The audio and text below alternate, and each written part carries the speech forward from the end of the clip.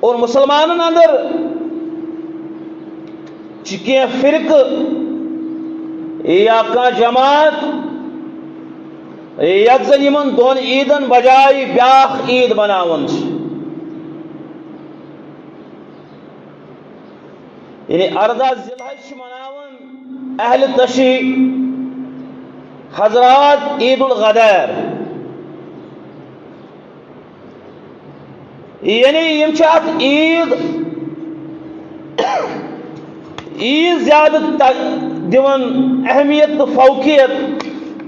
نعوذ باللہ ثم نعوذ باللہ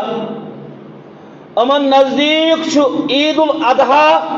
امی عید کھوت لکٹ امن نزدیک چھ عید غدیری بڑ دو عید الاضحیٰ کھوت اور یم ساتن اس وچھن اس امیک بیک گراؤنڈ اس امیک پس منظر یہ 18 ذی الحج شہید آمد کرن عثمان غنی رضی اللہ تعالی عنہ اوے چھم امی دو بڑ عید مناون کہ میں تھوڑے سامنے عرض کیتا سی کہ حضرت سیدنا عثمان رضی اللہ تعالیٰ عنہ دی شہادت 12 ذی الحج نو ہوئی 18 ذی الحج نو نہیں وہ شہید ہوئے روایت ہر طرح دیا ہوندیاں 8 بھی 12 بھی 18 بھی 28 بھی مگر موت برگل جڑی نا وہ 12 ذی الحج اس تو بیان کیتا سی کئی لوگ جان کے سمجھ جایا بھی یہ گل نہیں صحیح اس تو دونوں پارٹیاں جا تصادم ہوئے لڑائی ہوئے 18 ذیل نو شیعہ حضرات جڑے عید غدیر مناؤ اسی شہادت عثمان منائیے ڈانگ سوٹا ہوئے فساد والی گل سے لوگ راضی رہیے تو پہلا تو یہ حوالہ دینا کیونکہ مشہور 18 ذی الحج کی تھی اخباراں جی اس دن لکھے لوگوں نے گل نہیں تھی اے فتنہ تو مقتل عثمان ابن عفان رضی اللہ عنہ ورضا تاریخ الدکتور محمد بن عبداللہ الغبان الجزرہ اے 2 جلداں چ دکتور جڑے مدینہ منورہ دے انہوں نے کتاب لی اور خوبی اس کتاب دی ہے انہوں نے روایتاں جڑیاں انہوں نے بحث کی ہے یہ انہوں نے راوی کی ہے اگے یہ جو لکھدا بس لکھی جاندے جو بھی لبے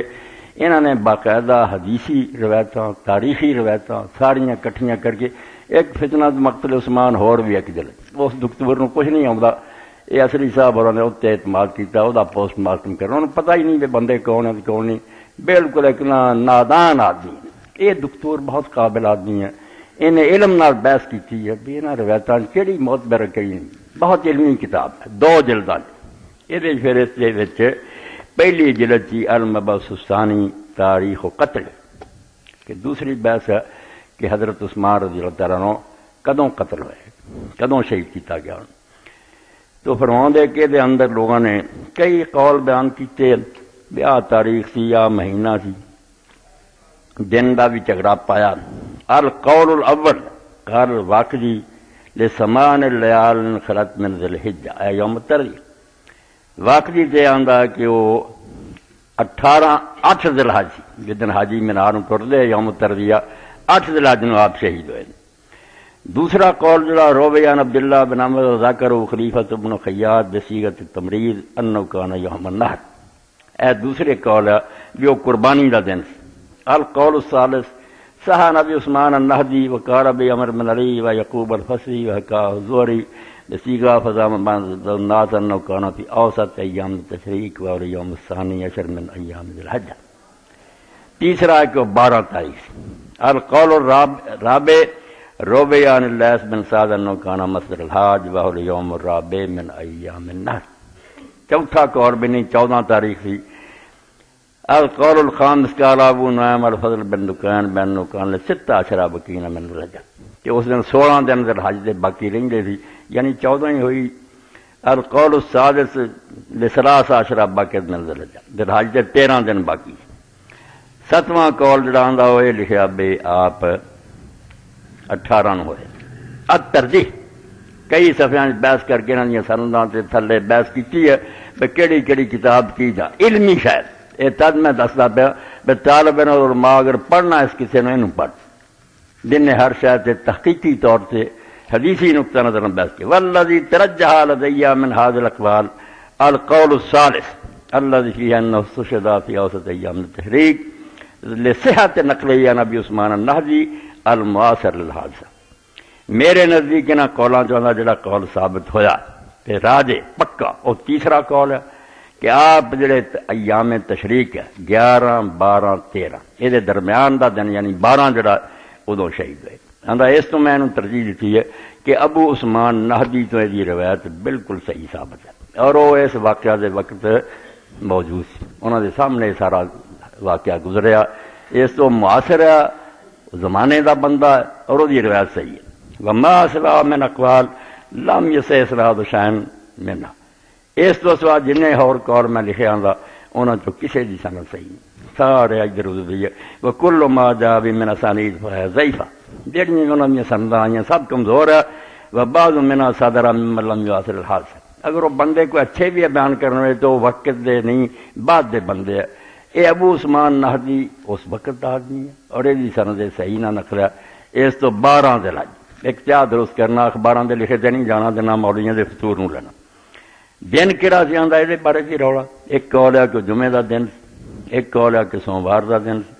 ایک ہے کہ بدھ دا دن الترجیح والذی ترجح لدی من هذه الاقوال الثلاثه قول الجمهور وهو یوم الجمعہ انہاں قولاں تو جڑا میرے نزدیک معتبر ثابت ہویا وہ جمہور دا قول ہے کہ جمعے دا دن